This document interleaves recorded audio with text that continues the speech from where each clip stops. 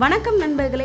என்னதான் நம்ம அம்மா வீட்டில் எத்தனை நாள் இருந்தாலும் திரும்ப போகும்போது நமக்கு தேவையான பொருளை நம்ம வாங்கிட்டு போகிறது வழக்கம் தாங்க.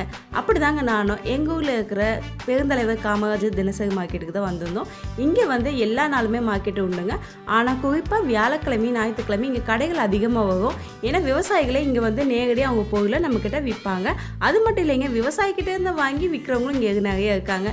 இங்கே கிடைக்காத பொருட்களே இல்லைன்னு தாங்க சொல்லணும்.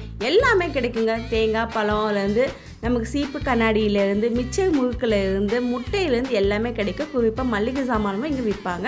நமக்கு என்ன தேவையோ அதெல்லாம் வாங்கிக்கலாம். நானும் எங்கள் வீட்டுக்கு தேவையான தேங்காய் தக்காளி பழம் எல்லாம் வாங்கியாச்சு.